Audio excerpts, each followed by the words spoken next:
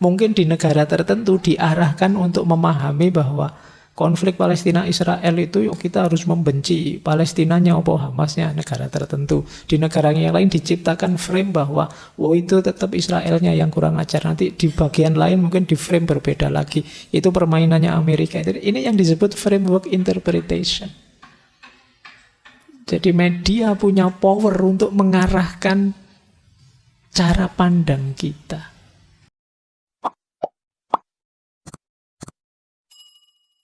Assalamualaikum warahmatullahi wabarakatuh.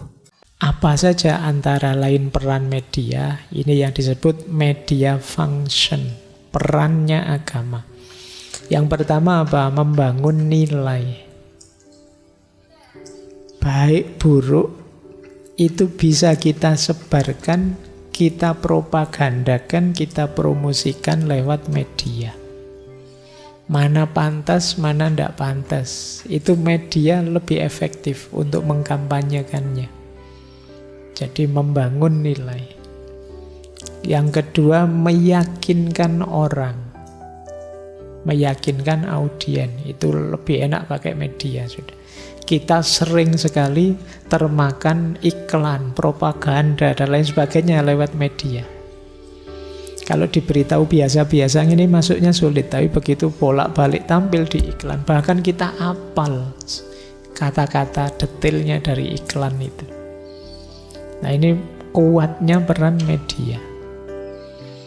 Yang ketiga, peran media adalah sharing same interest. Melahirkan berkumpulnya orang-orang dengan minat yang sama. Nanti melahirkan namanya budaya populer. Kadang-kadang membuat hegemoni. Hegemoni itu mendominasi. Gaya ini, gaya itu kan kadang-kadang mendominasi. Sekarang trennya apa ya? Sekarang musimnya apa ya? Nah, itu bisa melahirkan budaya-budaya populer. Apa yang ada di media. Selain peran, media juga punya power. Jadi kalau tadi namanya media function, membangun nilai, meyakinkan audiens, sharing same interest, nanti ada media power. Media power itu kekuatannya media. Kekuatan media apa? Mengarahkan perhatian publik. Kita itu sering tidak sadar loh, disetir oleh media. Seolah-olah ini loh masalah yang penting. Ini loh masalah yang luar biasa, dipilihkan oleh media. Padahal mungkin ada banyak hal yang lebih penting, tapi kita lebih milih itu. Kenapa? Yang viral itu. Yang membuat viral siapa? Media. Di highlight terus, di framing terus. Nah, itu kekuatannya media. Jadi penting tidak penting sekarang bisa ditentukan oleh media. Kemudian membelah masyarakat, ini istilahnya agak membelah masyarakat itu media bisa punya power untuk memecah masyarakat. Kubu sini dipanas-panasi, kubu sini dibuat ini, terus kita tambah terpecah-pecah. Itu kekuatannya media. Melanggengkan status quo, media juga bisa. Dia punya power, apalagi media miliknya yang punya kekuasaan misalnya, ya dia akan berperan melanggengkan status quo. Yang keempat, media punya power polisemi, menciptakan tanda baru dengan makna baru.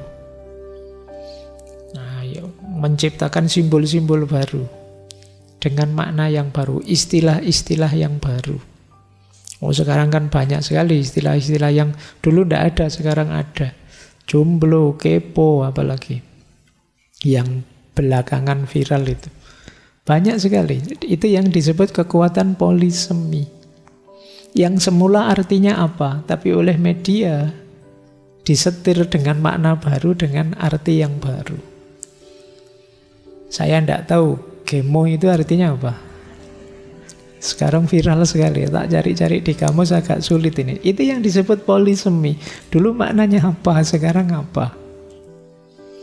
Jadi parameternya Sudah gemoy dan belum gemoy itu apa? Aku ya ora ngerti. Tapi kan di mana-mana orang pakai kata-kata itu. Itu kekuatannya media.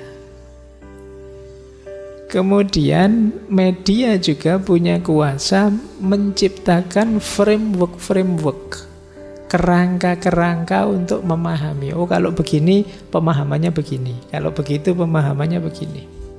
Kadang-kadang disetir, kita diarahkan.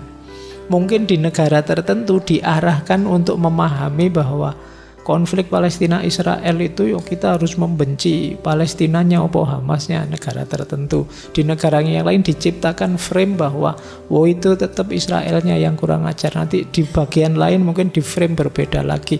Itu permainannya Amerika. Ini yang disebut framework interpretation.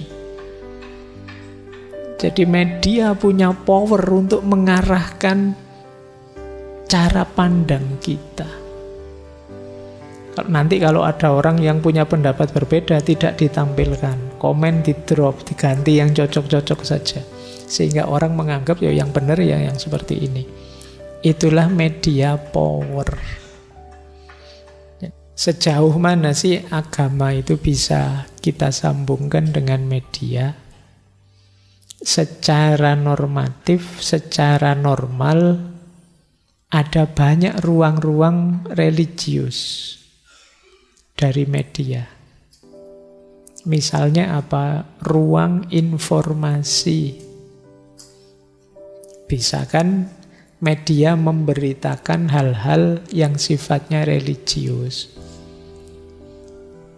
Idul Fitri dimulai tanggal sekian, itu media. Diumumkan lewat media. Ini ruang informatif. Sekarang saatnya akhir tahun, hari Natal dan Tahun Baru misalnya, ini informasi. Ada ruang pendidikan, ceramah-ceramah, kajian-kajian. Kayak ngaji kita ini nanti masuk ke YouTube. Itu mungkin jenisnya ruang pendidikan, mendidik, ada ilmunya, meskipun tidak jelas tujuannya tadi. Tapi kan ono isine sidik-sidik. Ini ruang pendidikan. Mungkin ada kegiatan-kegiatan. Sekarang kan mulai banyak kegiatan. Kalau zaman dulu sih, kalau di televisi misalnya acara ceramah agama, kemudian acara, sekarang lewat YouTube, lewat itu banyak kegiatan-kegiatan.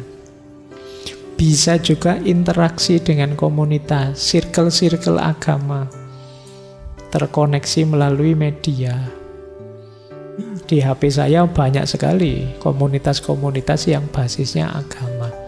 Organisasi ini, organisasi itu, lembaga ini, lembaga itu. Bahkan saya ada grup khataman 30 juz, ada grup sholawatan, ada grup.